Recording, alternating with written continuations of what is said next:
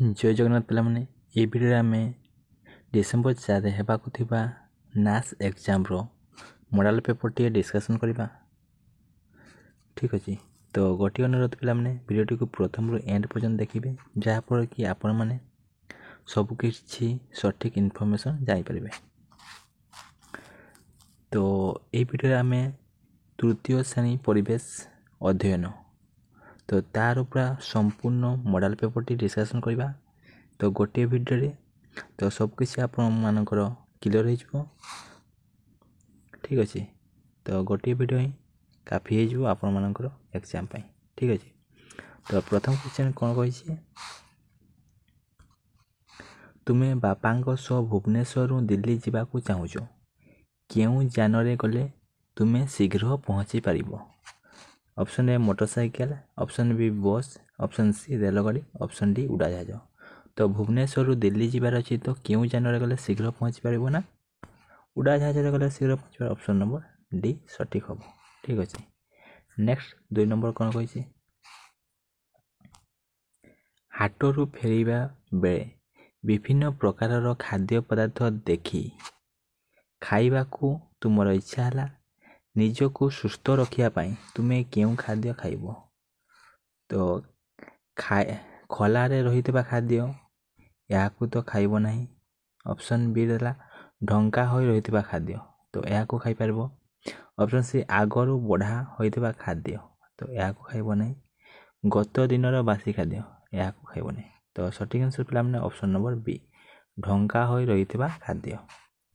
3 number, ଖାଦ୍ୟ ଗ୍ରହଣର ଉପଯୁକ୍ତ ଅଭ୍ୟାସଟି ଚିହ୍ନାଅ। ଖାଇବା ପରେ ହାତ ମୁହଁ ଧୋଇବା, ଖାଇବା ଆଗରୁ ହାତ ମୁହଁ ଧୋଇବା, ଖାଇବା ପୂର୍ବରୁ ଓ ପରେ ହାତ ମୁହଁ ଧୋଇବା। ତ ଏହାର ସଠିକ୍ ଆନ୍ସର୍ ପିଲାମାନେ ହେବ ଅପସନ୍ ନମ୍ବର ସି ଖାଇବା ପୂର୍ବରୁ ଓ ପରେ ହାତ ମୁହଁ ଧୋଇବା। ଖାଇବା ପୂର୍ବରୁ ବି ହାତ ମୁହଁ ଧୋଇବା ଆଉ ଖାଇବା ପରେ ବି। ଠିକ୍ ଅଛି, 4 ନମ୍ବର, ପିଲାଟିଏ ସନ୍ଧ୍ୟା ସମୟରେ ପଡ଼ିଆରେ ଖେଳୁ ଖେଳୁ ଗୋଟିଏ ଜୀବକୁ ଦେଖିଲା, ଯିଏ କୁକୁର ପରି ଦେଖାଯାଉଥିଲା। ଲାଞ୍ଜ ତାର ସିଧା ଓ ସେ ହୁକେ ହୋ ବୋବାଉଥିଲା। ସେହି ଜୀବଟିର ନାମ କ'ଣ? ଅପସନ୍ ଏ ଗଧିଆ, ଅପସନ୍ ବି କୋକିଶିଆଳି, ଅପସନ୍ ସି ବିଲୁଆ, ଅପସନ୍ ଡି ଛେଳି। ତ ଆମର ହୁକେ ହୋ କିଏ କରେ? ତ ହୁକେ ହୋ କରେ ବିଲୁଆ। Option number C.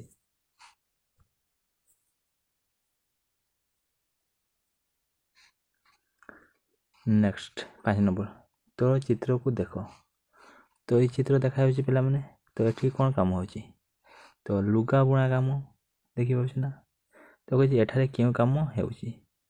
Option A ଲୁଗା ଇସ୍ତ୍ରୀ କରିବା କାମ, ଅପସନ୍ ବି କପଡ଼ାରୁ ପୋଷାକ ତିଆରି କରିବା କାମ, ସୂତାରୁ ଲୁଗା ବୁଣିବା କାମ, ଲୁଗା ସଫା କରିବା। ତ ଏହା ସଠିକ୍ ଅପସନ୍ ନମ୍ବର ସୂତାରୁ ଲୁଗା ବୁଣା କାମ। ତ ଲୁଗା ବୁଣା କାମ ହେଉଛି ଅପସନ୍ ନମ୍ବର ସି ସୂତାରୁ ଲୁଗା ବୁଣା। ତ ଦେଖିପାରୁଥିବେ ସୂତାରୁ ଲୁଗା ବୁଣା କାମ। ନେକ୍ସଟ ଚିତ୍ରଟିକୁ ଦେଖ। ତ ଏଠାରେ କୋଦାଳର ଚିତ୍ର ଦେଖିପାରୁଥିବେ ମାନେ ପିଲାମାନେ, କୋଦାଳ। ତ କ'ଣ କହୁଛି, ଏହା କେଉଁ କାମ ପାଇଁ ବ୍ୟବହାର କରାଯାଏ? ଚାଷ କାମ, କାଠ କାମ, ଲୁହା କାମ, ଲୁଗା କାମ। ତ ଏହା ଚାଷ କାମ ପାଇଁ ବ୍ୟବହାର କରାଯାଏ। ତ ଏହାକୁ କେଉଁ କାମ ବ୍ୟବହାର କରାଯାଏ? ଚାଷ କାମ ପାଇଁ ବ୍ୟବହାର କରାଯାଏ। 7 ନମ୍ବର କ'ଣ କହିଛି, ବାଲି, ସିମେଣ୍ଟ, ଇଟା ଓ ପଥରକୁ ଯୋଡ଼ି ଘର ତିଆରି କରୁଥିବା ଲୋକଟିର ନାମ କ'ଣ? ତାକୁ କ'ଣ କୁହାଯାଏ? ତାକୁ ରାଜମିସ୍ତ୍ରୀ କୁହାଯାଏ। ଅପସନ୍ ନମ୍ବର ଏ ରାଜମିସ୍ତ୍ରୀ। ନେକ୍ସଟ, ରାସ୍ତାରେ ଚାଲି ଚାଲି ଗଲାବେଳେ ଆମେ କେତେକ ସଂକେତ ଦେଖିଥାଉ। ପାର୍ଶ୍ୱସ୍ଥ ସଂକେତ କ'ଣ ସୂଚାଏ? ତ ଏଇ ସଂକେତଟା ପିଲାମାନେ କ'ଣ ସୂଚାଉଛି? ଏ ସୂଚାଉଛି ଯେ ଅଣଓସାରିଆ ପୋଲ। ତ ଅଣଓସାରିଆ ପୋଲକୁ ସୂଚାଇଛି। ଆଗରେ ଅଣଓସାରିଆ ରାସ୍ତା ଅଛି, ଏହାକୁ ତ ନୁହେଁ, ଆଗରେ ଅଣଓସାରିଆ ପୋଲ ଅଛି। ଅପସନ୍ ନମ୍ବର ଏ ସଠିକ୍ ହେବ। ଠିକ୍ ଅଛି, 9 ନମ୍ବର, ତୁମ ମା ତୁମକୁ ଖାଇବାକୁ ଦେଲେ, ତୁମେ ଖାଦ୍ୟ ଖାଇଲ ଓ ହାତ ସଫା କଲ, କିନ୍ତୁ ତୁମ କଣ୍ଢେଇ ଖାଇଲା ନାହିଁ କି ହାତ ସଫା କଲା ନାହିଁ। ତେବେ ନିମ୍ନତମ ମଧ୍ୟରୁ କେଉଁଟି ଠିକ୍? କଣ୍ଢେଇ ଜାଣିଛ, କଣ୍ଢେଇର ଜୀବନ ନଥାଏ, ସେଥିପାଇଁ ସେ ଖାଏ ନାହିଁ କି ହାତ ସଫା କରିବ ନାହିଁ। ତ ତୁମେ जीव और कंढे नहीं जीव। तो यार सठिक आंसर हम पे ऑप्शन नंबर तुम्हें जीव और कंढे नहीं जीव। तो कंढेर जीवन न थाए। 10 नंबर निम्न दिया काम गुड़िक मध्य केउटी करवा उचित। बहीपत्र एणे तेणे फोपाड़ा तो यह तो करवा उचित नुहे। घरे भाई भौणी सह मारपिट करवा यह तो ठीक नुहे। से शिक्षक पढ़ाऊा बेले गप करवा यह भी ठीक नुहे। तो सठिक आंसर हम ऑप्शन नंबर डी गुरुजन कथा मानिबा। नेक्स्ट 11 नंबर तुम्हें पश्चिम दिग को अनाई ठिया हेले तुमर बाम हाथ केउं दिग को रहिबो। तो जानिछे आमे एटा होचे उत्तर तोटा दक्षिण तो एपटा पूर्व एटा पश्चिम। तो कौन कहूँ तुम्हें पश्चिम दिग को अनाई ठिया हेछ तो ए दिग को अनाई कर छिड़ा हेछ। तुमर बाम हाथ क्यों दिग तो बाम हाथ एपट को रहिबो। तो एटा होचे उत्तर दिग। तो क्यों दिग कहूँ उत्तर दिग को रहिबो। ऑप्शन नंबर सी सठिक हम उत्तर दिग को रहिबो बाम हाथ। तो नेक्स्ट तुम्हें दक्षिण दिग को अनाई छिड़ा हेले तुमर डाहाण हाथ क्यों दिग को रहिबो। सेमती काम करवा उपरटा होची उत्तर दिग तलटा दक्षिण एई पटटा होची पूर्व जो हाथ लेख और एई पटटा होची पश्चिम। तो कौन कहूँ तुम्हें दक्षिण दिग को अनाई ठिया हेले दक्षिण दिग माने एई पट को अनाई करी छिड़ा हेछ तुमर डाहाण हाथ क्यों दिग को रहिबो। डाहाण हाथ क्यों दिग को रहिबो तो पश्चिम आड़ को रहिबो। ए आड़ को पश्चिम आड़ को रहिबो डाहाण हाथ। तो यार सठिक आंसर हम पश्चिम ऑप्शन नंबर बी। तो ऑप्शन नंबर बी पश्चिम दिग को रहिबो डाहाण हाथ।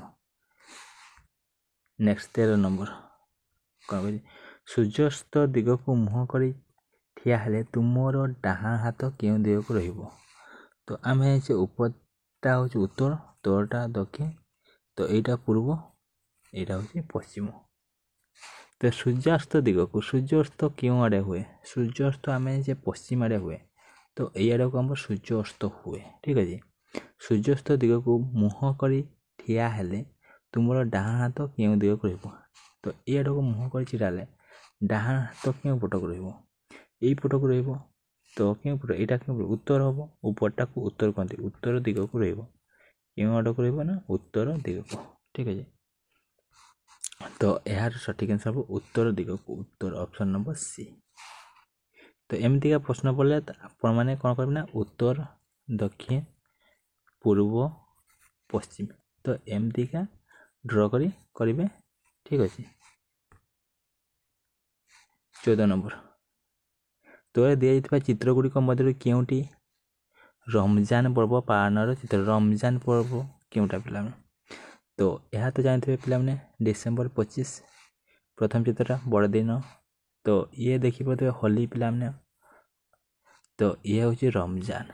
तो आम ये तो जाने रज पर्व रज दड़ी खेल। तो ऑप्शन नंबर सीटा हूँ सी चित्रटा हूँ रमजान पर्व कौन ना सी। तो रमजान पर्व क्यों चित्र ना ये सी चित्र। ठीक अच्छे नेक्स्ट 15 नंबर पर्वर नाम सहित संपर्क थी चित्र को जोड़िले ठीक विकल्प केउटी हेबो। तो क्यों पर्वर क्यों चित्र तो रथयात्रा देखिपे रथयात्रा खुआइब। ठीक अच्छे रज पर्व गो ईद आम कौन रईद आइब लेखा भी ईद बड़दिन। तो आम जाने बड़दिन यहाँ क्रिसमस जहाँ को कहे। तो रथयात्रा ख एकटा ख दुईटा ग तीनटा घ वाला तीनटा घ। तो ऑप्शन नंबर बी कहूँ सी सठिक हम ऑप्शन नंबर सी। ठीक अच्छे नेक्स्ट निम्नलिखित चित्र को देख केउटी डिसेम्बर मास 25 तारीख पालन करा जाउथबा पर्व डिसेम्बर 25 रे कौन करा जाए बड़दिन पालन करा जाए। तो यहाँ हम सठिक आंसर ऑप्शन नंबर बी। तो ये देखी पारे पे काली पूजा बोधे। तो ये तो होली ये आमर रमजान। ठीक अच्छे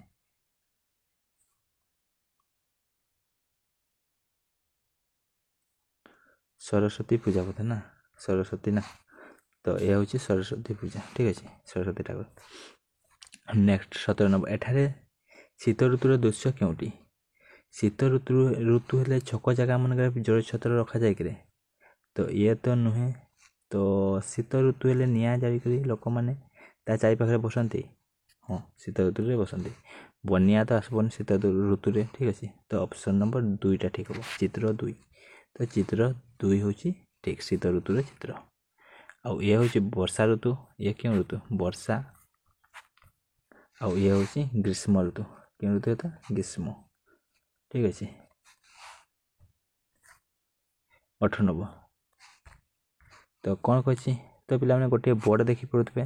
ଏଇପଟେ ବୋର୍ଡ଼, ଡାକ୍ତରଖାନା ଲେଖା ହେଇଛି 25 କିଲୋମିଟର, ଥାନା ଲେଖା ହେଇଛି 20 କିଲୋମିଟର, ବିଦ୍ୟାଳୟ ଲେଖା ହେଇଛି 10 କିଲୋମିଟର। ତ କ'ଣ ପଚାରିଛି? ତୁମେ ଯଦି ଏହି ବୋର୍ଡ଼ ସାମ୍ନାରେ ଠିଆ ହୋଇଛ ତେବେ ବିଦ୍ୟାଳୟର ଦୂରତା କେତେ? ତ ଏଠି ବିଦ୍ୟାଳୟର ଦୂରତା ଲେଖିଛି 10 କିଲୋମିଟର। ତ ସଠିକ୍ ଆନ୍ସର ପିଲାମାନେ ହେବ 10 କିଲୋମିଟର। ତ କହିଲା ବାମକୁ ହେବ ନା ଡାହାଣକୁ ହେବ? ତ ତୁମେମାନେ ଦେଖନ୍ତୁ କେଉଁ ପଟକୁ ଯାଉଛନ୍ତି? ଏଇ ପଟକୁ ଯାଉଛ। କେଉଁ ପଟକୁ ଯାଉଛ? ଏଇ ପଟକୁ ଯାଉଛ।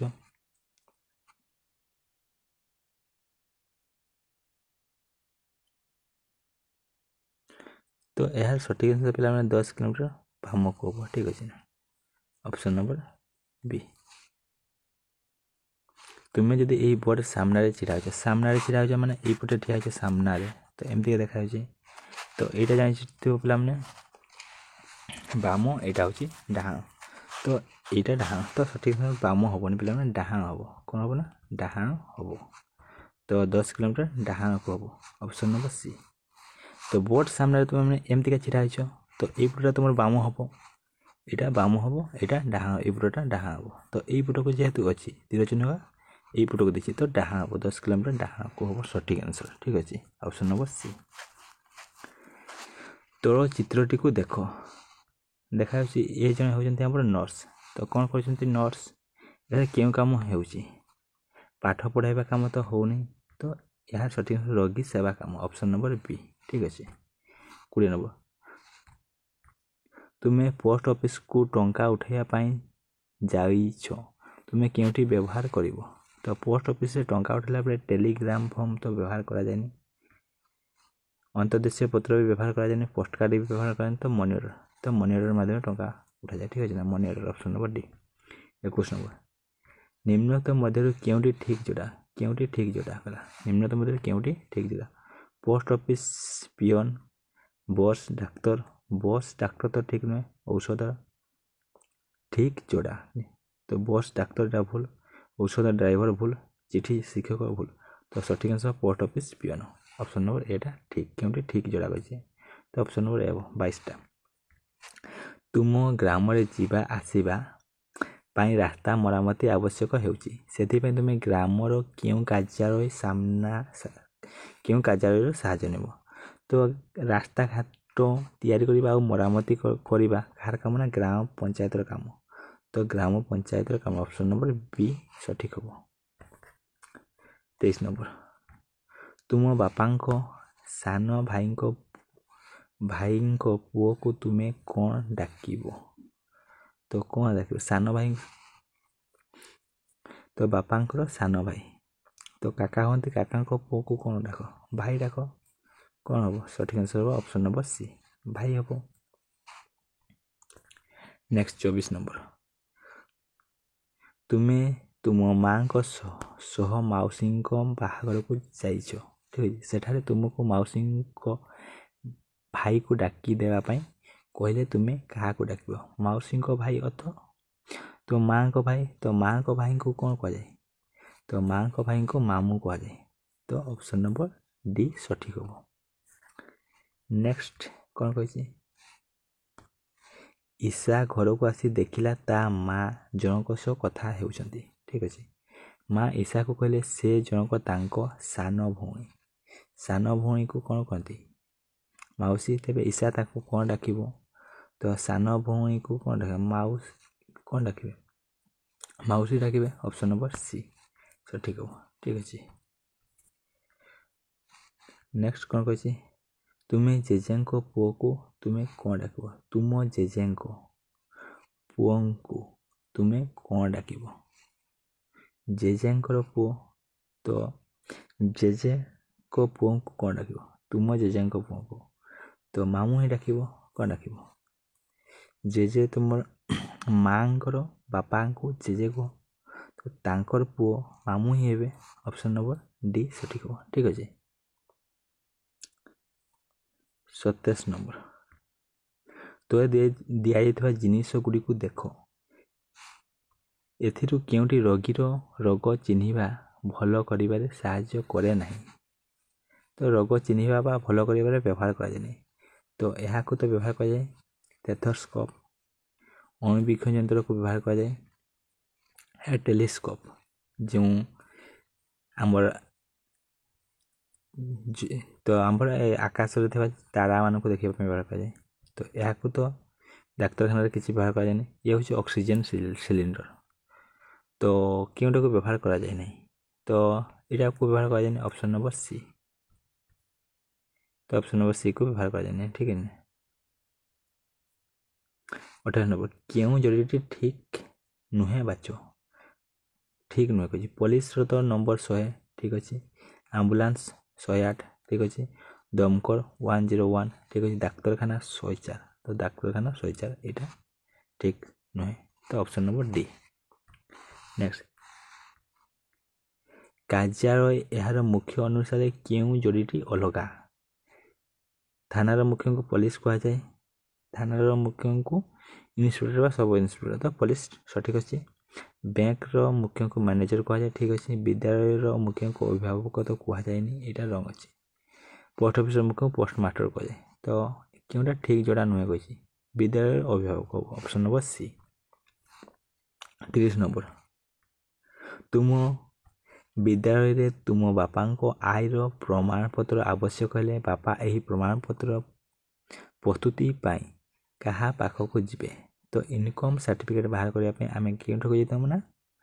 ତ ତହସିଲଦାର ଅଫିସକୁ ଯାଇଥାଉ। ଅପସନ୍ ନମ୍ବର ସି, ତହସିଲଦାର ହେବ। ଠିକ୍ ଅଛି। ଜିଲ୍ଲାର ମୁଖ୍ୟଙ୍କୁ କ'ଣ କୁହାଯାଏ ପିଲାମାନେ? ଜିଲ୍ଲାର ମୁଖ୍ୟଙ୍କୁ ଜିଲ୍ଲାପାଳ କୁହାଯାଏ। 31 ନମ୍ବର, ଜଳ ସଞ୍ଚୟ କରିବା ପାଇଁ ତୁମେ କେଉଁ କାମଟି କରିବ?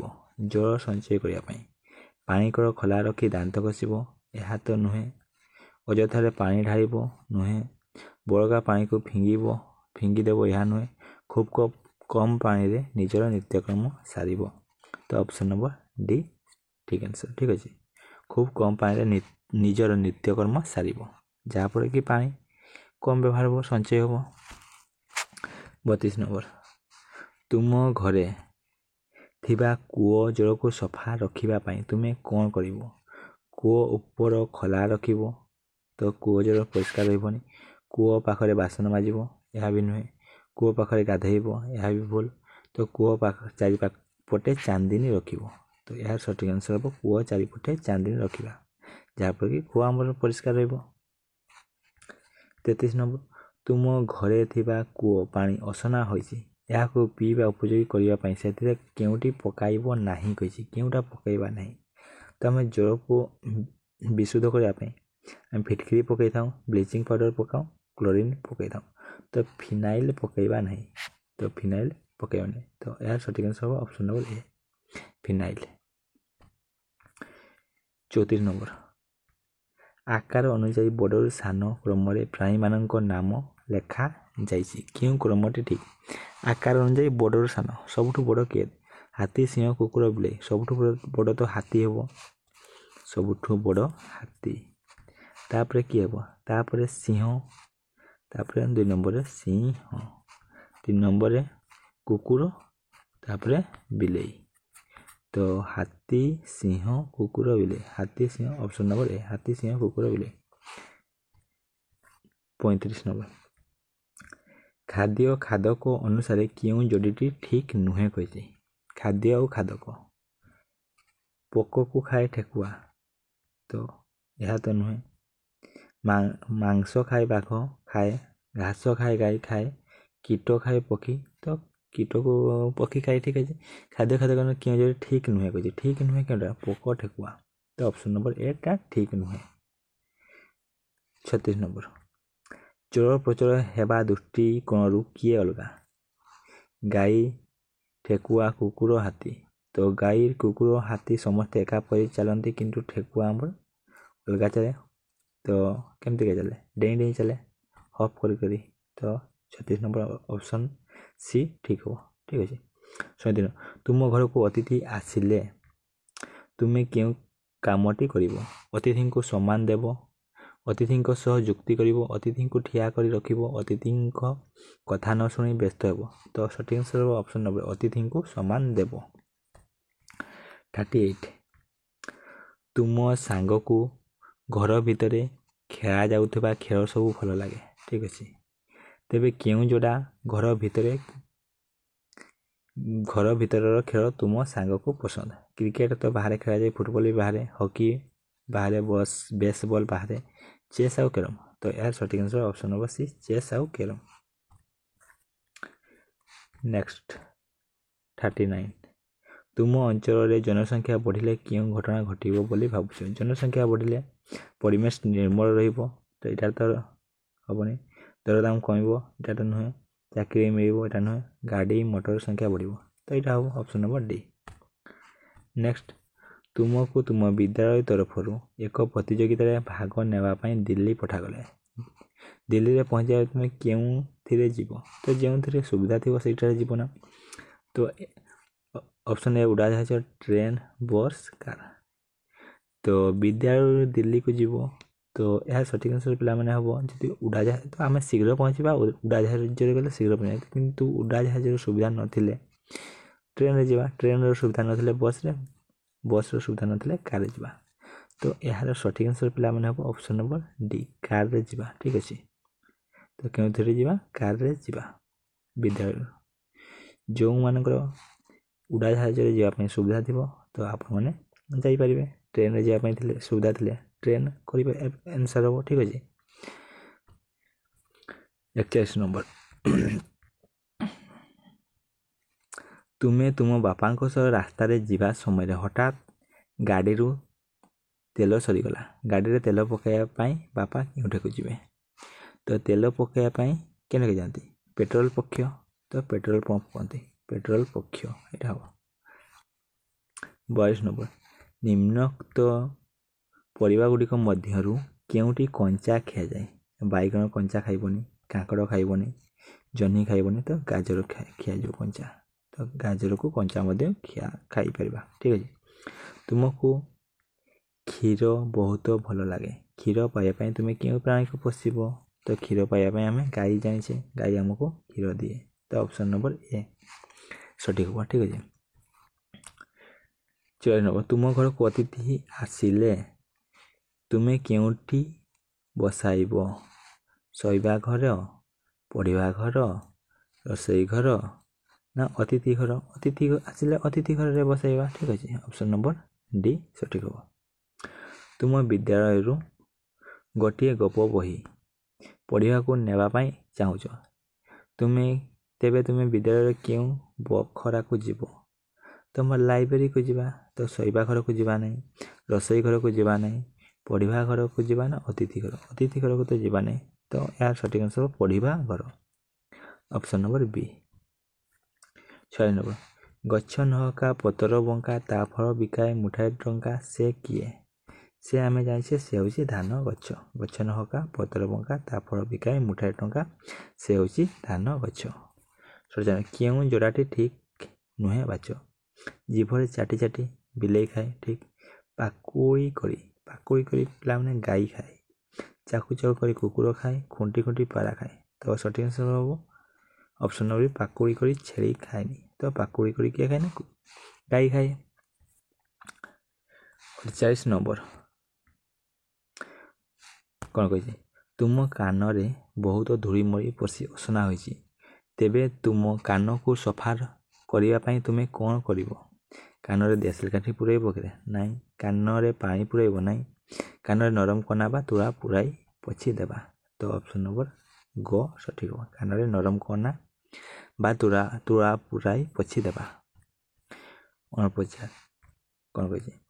ସକାଳ ବୁଲାରେ ବାହାରିଥିବା ଜଣେ ବୁଢ଼ା ଲୋକ ହଠାତ୍ ତୁମ ଆଗରେ ପଡ଼ିଗଲେ। ସେ ସମୟରେ ତୁମେ କ'ଣ କରିବ? ତାଙ୍କୁ ଉଠାଇବ, ନିଜ ବାଟରେ ଚାଲିଯିବ, ତାଙ୍କୁ ଉଠାଇ ତାଙ୍କ ଘରେ ଛାଡ଼ିଦେବ। ସେ କ'ଣ କରୁଛନ୍ତି ଠିଆ ହୋଇ ଦେଖିବ, ଏହା ନୁହେଁ ତ ସଠିକ୍ ଆନ୍ସର ପୁରା ସଠିକ୍ ହେବ ଅପସନ୍ ନମ୍ବର ସି, ତାଙ୍କୁ ଉଠାଇ ତାଙ୍କ ଘରେ ଛାଡ଼ିଦେବ। 50 ନମ୍ବର, ତୁମ ପାଖ ଜଙ୍ଗଲରୁ ଲୋକମାନେ ଗଛ କାଟୁଥିବାର ଦେଖିଲେ ତୁମେ କ'ଣ କରିବ? ବନ ବିଭାଗ ଅଫିସକୁ ଖବର ଦେବ। ତ ବନ ବିଭାଗ ଅଫିସକୁ ଖବର ଦେବ, ତ ଏଇଟା ହେବ ସଠିକ୍ answer option number A. 51 number, ତୁମ ଜେଜେଙ୍କୁ ଜ୍ୱର ହୋଇଛି, ତାହେଲେ ତାଙ୍କୁ ଶୀଘ୍ର ସୁସ୍ଥ ହେବା ପାଇଁ କେଉଁ ଖାଦ୍ୟ ଦେବ?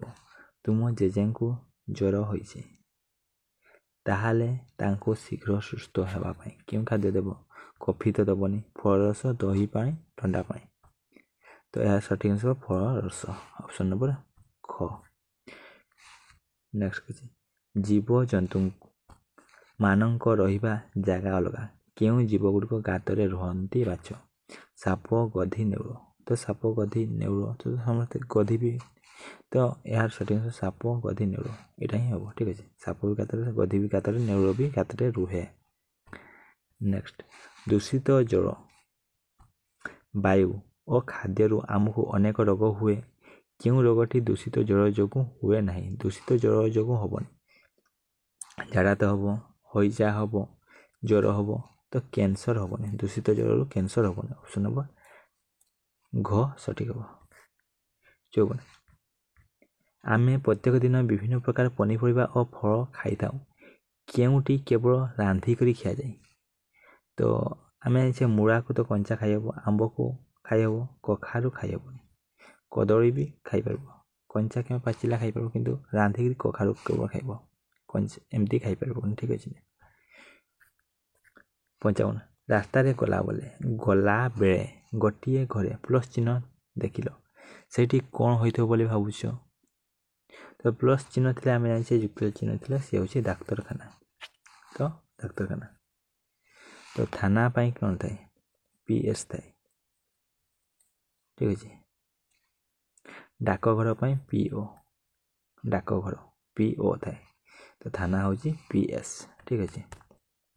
ନେକ୍ସଟ, ବାପାଙ୍କ ସଙ୍ଗେ ଜଣେ ଲୋକ କଥା ହେଉଥିଲେ। ବାପା କହିଲେ ସେ ହେଉଛନ୍ତି ତାଙ୍କ ପିଉସୀ। ବାପା କହିଲେ ସେ ହେଉଛନ୍ତି ତାଙ୍କ ପିଉସୀ, ତେବେ ତୁମର ସେ କ'ଣ ହେବେ? ତ କ'ଣ ହେବେ? ବାପାଙ୍କ ପିଉସୀ ତ କ'ଣ ହେବେ? ଜେଜେମା ହେବେ। ତ କ'ଣ ହେବେ? ଜେଜେମା। ଠିକ୍ ଅଛି, ତ ଅପସନ୍ ନମ୍ବର କୋଉଟା ସଠିକ୍ ହେବ।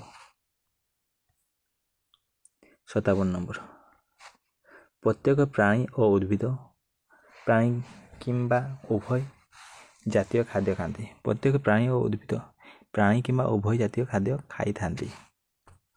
ନିମ୍ନଲିଖିତ କେଉଁ ପ୍ରାଣୀଟି ଉଭୟ ଉଦ୍ଭିଦ ଓ ପ୍ରାଣୀ ଜାତୀୟ ଖାଦ୍ୟ ଖାଇନଥାଏ? ତ କେଉଁଟା କହିଲା ଶାକାହାରୀ, କେଉଁଟା କହିଲା ସର୍ବାହାରୀ ନୁହେଁ? ମଣିଷ ତ ସର୍ବାହାରୀ, ମାଛ, କୁକୁର ସର୍ବାହାରୀ, ବାଘ ତ ସର୍ବାହାରୀ ନୁହେଁ, ମାଛ ତ ସର୍ବାହାରୀ ହେଇପାରିବ, ତ ବାଘଟା ଅଲଗା, ତ କେବଳ ମାଂସାଂଶୀ। ବାଘ ଗୋଟେ ମାଂସାଂଶୀ ପ୍ରାଣୀ, ତ ବାଘଟା ଅଲଗା ହେବ।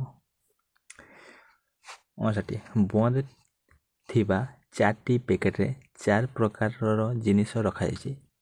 ସେଥିରୁ ଗୋଟିକରେ ଆଇସ୍କ୍ରିମ୍ ଅଛି ବୋଲି ପ୍ୟାକେଟ୍ ନ ଖୋଲି ତୁମେ କିପରି ଜାଣିବ? ଶୁଣିକରି ତ କେମିତି ଜାଣିବ? ଛୁଇଁକରି, ଖାଇକରି, ଶୁଙ୍ଘିକରି। ତ ଶୁଙ୍ଘିକରି ତ ଜାଣିପାରିବନି, ଖାଇକରି ତ ନ ଖୋଲିଲେ କେମିତି ଖାଇପାରିବନି, ଶୁଣିକରି ତ କିଛି କରିପାରିବନି, ଖେସ୍ କରିବ, ତ ଛୁଇଁକରି। ଧରିଲେ ଥଣ୍ଡା ଲାଗିବ ଆଇସ୍କ୍ରିମ୍ଟା। ଠିକ୍ ଅଛି। 60, ତୁମ ପିଇବା ପାଇଁ କେଉଁ ଜଳ ଉପଯୋଗୀ ତାହାକୁ ବାଛ। ତ ଫୁଟା ହୋଇ ଛଣା ହୋଇଥିବା ଜଳ। ତ ସଠିକ୍ ଆନ୍ସର ପିଲାମାନେ ହେବ ଅପସନ୍ ନମ୍ବର ଏ, ଫୁଟା ହୋଇ ଛଣା ହୋଇଥିବା ଜଳକୁ ଖାଇବା ଉଚିତ। 61 ନମ୍ବର, ଘରେ ଓ ବାହାରେ ଆମେ ବିଭିନ୍ନ ପ୍ରକାର ଖେଳ ଖେଳିଥାଉ। ଏଥିମଧ୍ୟରୁ କେଉଁ ଖେଳ ଗୁଡ଼ିକ ଘର ଭିତରେ ଖେଳାଯାଏ? ଘର ଭିତରେ କେଉଁ ଖେଳ ଖେଳାଯାଏ? ଲୁଡୁ, କ୍ୟାରମ୍, तो सठिक आंसर पिलाମାନେ ହେବ ଅପସନ୍ ନମ୍ବର ଏ ଲୁଡ଼ୁ ଆଉ କ୍ୟାରମ୍ ଆମେ ଘର ଭିତରେ ଖେଳିପାରିବା। 62 ନମ୍ବର ଜମି ଥିବା ପାଣିରେ ମଶାମାନେ ବଂଶ ବିସ୍ତାର କରନ୍ତି। କେଉଁ ଉପାୟଟି ମଶା ବଂଶ ବିସ୍ତାର ପ୍ରକ୍ରିୟାକୁ ରୋକିବାରେ ଉପଯୁକ୍ତ ଉପାୟ ନୁହେଁ କହିଲା। ପାଣିରେ କିରୋସିନ ପକାଇବା, ପାଣି ଜମିବାକୁ ନ ଦେବା, ପାଣି ଜମିବାକୁ ଦେବା। ତ ପାଣି ଜମିବାକୁ ଦେଲେ ତ ଏଇଟା ଉପଯୁକ୍ତ ଉପାୟ ନୁହେଁ। ତ ଅପସନ୍ ନମ୍ବର ଗ ସଠିକ୍ ହେବ।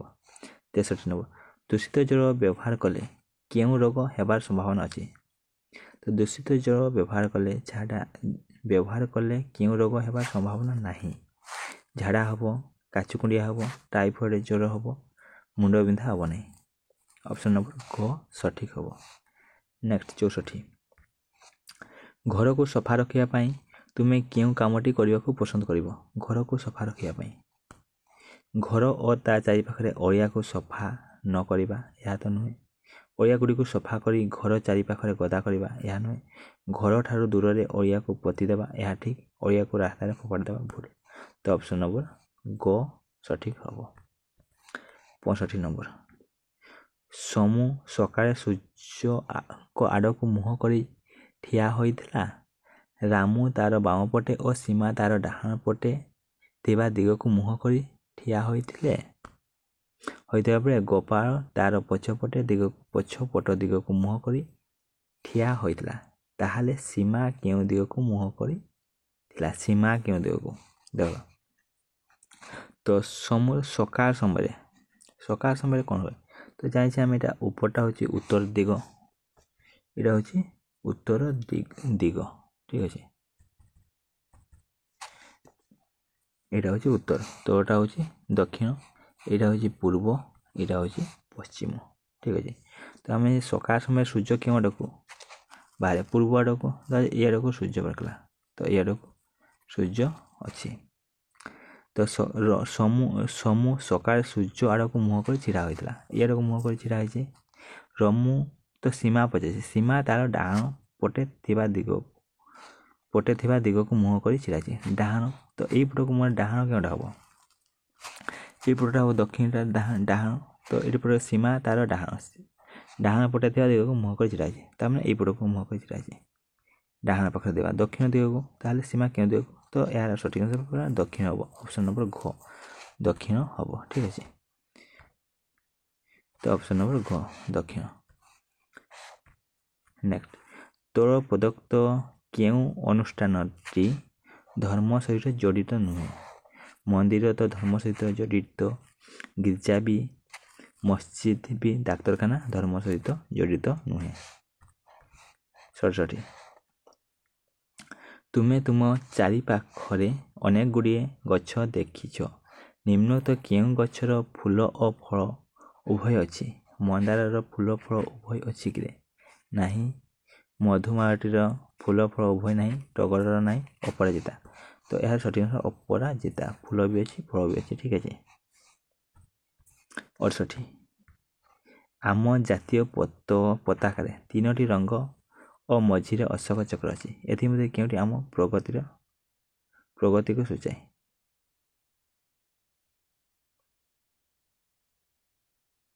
ତ ଆମେ ଜାଣିଛେ ତ ପ୍ରଗତିକୁ କ'ଣ ସୂଚାଏ ନା ସବୁଜ ରଙ୍ଗ। ତ ସବୁଜ ରଙ୍ଗ ଆମର ପ୍ରଗତିକୁ ସୂଚାଏ। ତ ଅପସନ୍ ନମ୍ବର ଖ ସଠିକ୍ ହେବ ଠିକ୍ ଅଛି। ତ ସବୁଜ ରଙ୍ଗ କ'ଣ ନା ପ୍ରଗତିକୁ ସୂଚାଏ। ତ ଧଳା ରଙ୍ଗ ଶାନ୍ତିର ପ୍ରତୀକ। ଧଳା କ'ଣରେ? ଶାନ୍ତିର ପ୍ରତୀକ।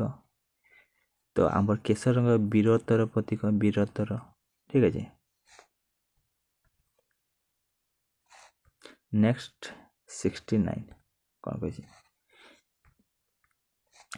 ବିଦ୍ୟାଳୟରେ ଓ ଘରେ ଆମେ ଅନେକ ବ୍ୟକ୍ତିଙ୍କ ବିଷୟରେ ଆଲୋଚନା କରିଛେ ବା ଶୁଣିଛେ। ତଳଲିଖିତ ବ୍ୟକ୍ତିଙ୍କ ମଧ୍ୟରୁ କିଏ ଦେଶକୁ ସ୍ୱାଧୀନ କରିବା ପାଇଁ ସଂଗ୍ରାମ କରିଥିଲେ? ସୁଭାଷ ବୋଷ, ନବୀନ ପଟ୍ଟନାୟକ, ଦ୍ରୌପଦୀ ମୁର୍ମୁ, ଅବଦୁଲ କଲାମ। ତ ସଠିକ୍ ଆନ୍ସର ପିଲାମାନେ option number A Subhash Bose ଠିକ୍ ଅଛି। ତ ବର୍ତ୍ତମାନ ଭାରତର ରାଷ୍ଟ୍ରପତି କିଏ? ଆମର ରାଷ୍ଟ୍ରପତି ହେଉଛନ୍ତି ଦ୍ରୌପଦୀ ମୁର୍ମୁ ଠିକ୍ ଅଛି। 70 ନମ୍ବର ତୁମ ଗାଁ ପାଖରେ ବିରାଟ ପଡ଼ିଆଟିଏ ଅଛି, କିନ୍ତୁ ଆଖପାଖରେ ଗଛଟିଏ ନାହିଁ। ଛାଇରେ ବସିବା ପାଇଁ ତୁମକୁ ବୃକ୍ଷରୋପଣ କରିବାକୁ କୁହାଗଲେ ତୁମେ କେଉଁ ଗଛ ରୋପଣ କରିବ? ଛାଇରେ ବସିବା ପିଜୁଳି ଗଛ ତ ହେବନି, ପଣସ ଗଛ ବି ହେବନି, ଆମ୍ବ ଗଛ, ବଡ଼ ଗଛ। ତ ଆମ୍ବ ଗଛ ବି ହେଇପାରିବ କିମ୍ବା ବଡ଼ ଗଛ, ତ ଯେଉଁଟା ଲଗାଏ ଛାଇ ପାଇଁ। ତ ସଠିକ୍ ଆନ୍ସର୍ ପୁରା ବଡ଼ ଗଛ, ତ ଅଧିକ ଛାଇ ଦେବ। ଠିକ୍ ଅଛି। 71 ନମ୍ବର, ମୁଁ କିଏ? ମରୁଭୂମିରେ ଜାହାଜ ମୁହିଁ, ପିଠିରେ ମୋର କୁଜ, ତତଲା ବାଲିରେ ଚାଲିପାରେ, ପିଲାଏ ମୋତେ ହେଜ। ତ ଅଟୋ ଜାଣିଛେ, ଅଟୋ ମରୁଭୂମିରେ ଜାହାଜ କାହା କୁହାଯାଏ? ଅଟୋକୁ କୁହାଯାଏ। 72, ରାସ୍ତା କଡ଼ରେ ବୋର୍ଡ଼ରେ ପାର୍ଶ୍ୱସ୍ଥ ଚିହ୍ନଟି ଅଛି, ତ ଏହା କ'ଣ? ତ ହମ୍ପସ୍ ଅଛି, ଆଗରେ ହମ୍ପସ୍ ଅଛି, ଆଗକୁ ରାସ୍ତାରେ ହମ୍ପସ୍ ଅଛି। ତ ଅପସନ୍ ନମ୍ବର ଘ ସଠିକ୍ ହେବ। ନେକ୍ସଟ, ପିଲାଟି ପୂର୍ବ ଦିଗକୁ ମୁହଁ କରି ଠିଆ ହୋଇଛି, ତାର ବାମ ହାତଟି କେଉଁ ଦିଗରେ ରହିବ? ତ ପୂର୍ବ ଆଡ଼କୁ ଯଦି ପିଲାଟା ମୁହଁ କରି ଛିଡ଼ା ହେଇଛି, ଆମେ ଜାଣିଛେ ଏଇଟା ଉତ୍ତର, ତଳଟା ଦକ୍ଷିଣ, ଏଇପଟଟା ପୂର୍ବ, ଏଇପଟଟା ପଶ୍ଚିମ। ତ ପିଲାଟା ପୂର୍ବ ଆଡ଼କୁ ଏଇପଟକୁ ମୁହଁ କରି ଛିଡ଼ା ହୋଇଛି, ତାର ବାମ ହାତ, ତ ବାମ ହାତ ଆମର ଉତ୍ତର ଦିଗକୁ ରହିବ, ଡାହାଣ ହାତ କହିଥିଲା ଦକ୍ଷିଣ। ତ ଏହାର ସଠିକ୍ ଆନ୍ସର୍ ବାମ ହାତ ହେଉଛି ଉତ୍ତର ଦିଗକୁ ରହିବ। ତ ଉତ୍ତର ଦିଗ ଅପସନ୍ ନମ୍ବର ଗ ସଠିକ୍ ହେବ, ଉତ୍ତର ଦିଗ। 74 ନମ୍ବର, ତୁମେ ରେଡ୍ କ୍ରସ୍ ଚିହ୍ନିଥିବା ଏକ କୋଠା ଦେଖିଲ। ରେଡ୍ କ୍ରସ୍ ତ ଏମିତିକା ଯୁକ୍ତ ଚିହ୍ନ ଥିବା କୋଠା ଦେଖିଲ, ଏହା କି ପ୍ରକାର କୋଠା ଅଟେ? ତ ଆମେ ଜାଣିଛେ ଏହା ଗୋଟେ ହସ୍ପିଟାଲ, ତ ଅପସନ୍ ନମ୍ବର ଖ ସଠିକ୍ ହେବ, ହସ୍ପିଟାଲ। ଦେଖାଯାଉ ଚିତ୍ର। ତ ଉପରୋକ୍ତ ମାଠିଆକୁ ପାଣିରେ ଭରିବା ପାଇଁ କେଉଁ ପାତ୍ରଟି ନେଲେ ଶୀଘ୍ର ମାଠିଆ ପୂର୍ଣ୍ଣ ହୋଇଯିବ? ତ ଆମେ ବଡ଼ ପାତ୍ର ନେଲେ ଶୀଘ୍ର ପୂର୍ଣ୍ଣ ହୋଇଯିବ। ଚାମଚ, ଜଗ୍, ଗ୍ଲାସ୍, କପ୍। ତ ସଠିକ୍ ଆନ୍ସର୍ ହେବ ଜଗ୍ରେ ନେଲେ ଆମର ଜଲ୍ଦି ପୋତା ହେବ। ଠିକ୍ ଅଛି, ଭର୍ତ୍ତି ହେଇଯିବ ଜଗ୍। 76, ଆଉ ଅଳ୍ପ କ୍ୱେଶ୍ଚନ୍ ଅଛି। ଠିକ୍ ଅଛି ନା, ତ ପୁରା କମ୍ପ୍ଲିଟ୍ କରିବା। ଠିକ୍ ଅଛି। ସୀମାଙ୍କ ଘର ନିକଟରେ ଅନେକ ପକ୍ଷୀ ରୁହନ୍ତି, ସେଥିମଧ୍ୟରୁ ଗୋଟିଏ ପକ୍ଷୀ ଘୁମୁ ଘୁମୁ ଶବ୍ଦ କରେ, ସେଇ ପକ୍ଷୀର ନାଁ କ'ଣ? ଘୁମୁ ଘୁମୁ କିଏ କରେ ରେ? ପାରା। କାଉ କେମିତିକା ଶବ୍ଦ କରେ? କା କା। ଠିକ୍ ଅଛି। ଆଉ କହିବା 77, ଏଠାରେ କିଏ ରହେ ନାହିଁ? ଗୁମ୍ଫାରେ ଚିତ୍ର ଦେଇଛି, ଗୁମ୍ଫାରେ କିଏ ରହେ ନାହିଁ? ଭାଲୁ ତ ରହେ, ବାଘ ବି ରୁହେ, ସିଂହ ରୁହେ, ଠେକୁଆ ଗୁମ୍ଫାରେ ରୁହେନି। ତ ଅପସନ୍ ନମ୍ବର ଘ, ତ ଏଇଠାରେ ରୁହେ ନାହିଁ ଠେକୁଆ। ଠିକ୍ ଅଛି। 78, ବାସସ୍ଥାନ ଆଧାରରେ କେଉଁ ଯୋଡ଼ିଟି ଠିକ୍ ନୁହେଁ? ବାସସ୍ଥାନ ଆଧାରରେ କେଉଁ ଯୋଡ଼ିଟି ଠିକ୍ ନୁହେଁ? ବାଘ ଜଙ୍ଗଲରେ ରୁହେ, ଗାଈ ଗୁହାଳରେ ରୁହେ, ମଣିଷ ଘରେ ରୁହେ, ଚଢ଼େଇ ଗାତରେ ରୁହେନି, ଚଢ଼େଇ ବସାରେ ରୁହେ। ତ ଅପସନ୍ ନମ୍ବର ଘଟା ସଠିକ୍ ହେବ। 79, ଆଉ ଅଳ୍ପ ମାତ୍ର କ୍ୱେଶ୍ଚନ୍ ଅଛି, 80ଟା କ୍ୱେଶ୍ଚନ୍ ଅଛି। ଠିକ୍ ଅଛି ନା, ଆଉ 2ଟା କ୍ୱେଶ୍ଚନ୍। ନିମ୍ନଲିଖିତ ଗଛ ମଧ୍ୟରୁ କେଉଁ ଗଛରେ କେବଳ ଥରେ ଫଳ ହୁଏ? ଥରେ ଫଳ ହୁଏ। କଦଳୀ ଗଛ, ଆମ୍ବ ଗଛ, ନଡ଼ିଆ ଗଛ, ପିଜୁଳି ଗଛ। ତ ସଠିକ୍ ଆନ୍ସର୍ ହେବ କଦଳୀ ଗଛ। କଦଳୀ ଗଛରେ ଥରେ ମାତ୍ର ଫଳ ହୁଏ। ଠିକ୍ ଅଛି। ନଡ଼ିଆ ଗଛରେ ତ ହେଉଥିବ, ପିଜୁଳିରେ ବି ହେଉଥିବ, ଆମ୍ବରେ ବି ବହୁତ ଥର ହୁଏ। 80 ନମ୍ବର, ତ ଏହା ହେଉଛି ଲାଷ୍ଟ କ୍ୱେଶ୍ଚନ୍। ଠିକ୍ ଅଛି ନା। କଖାରୁ ଗଛଟିଏ ସିଧା ଠିଆ ନ ହୋଇ ମାଟି ଉପରେ ଭାର ଦେଇ ବଢ଼ିଥାଏ, କାରଣ ତାର ଦୁର୍ବଳ କାଣ୍ଡ ଥାଏ। କଖାରୁ ଗଛର କାଣ୍ଡ ସବଳ, ଏହା ନୁହେଁ। କଖାରୁ ଗଛ ଏକ ଶାଖା ନଥିବା ଗଛ, ଏହା ନୁହେଁ। କଖାରୁ ଗଛର କାଣ୍ଡ ଦୁର୍ବଳ। ତ ସଠିକ୍ ଆନ୍ସର୍ ପିଲାମାନେ ହେବ କଖାରୁ ଗଛର କାଣ୍ଡ ଦୁର୍ବଳ। ଠିକ୍ ଅଛି। ଥ୍ୟାଙ୍କ ୟୁ ପିଲାମାନେ, ଯେଉଁମାନେ ବି ପ୍ରଥମରୁ ଶେଷ ପର୍ଯ୍ୟନ୍ତ ଭିଡ଼ିଓଟିକୁ ଦେଖିଛନ୍ତି।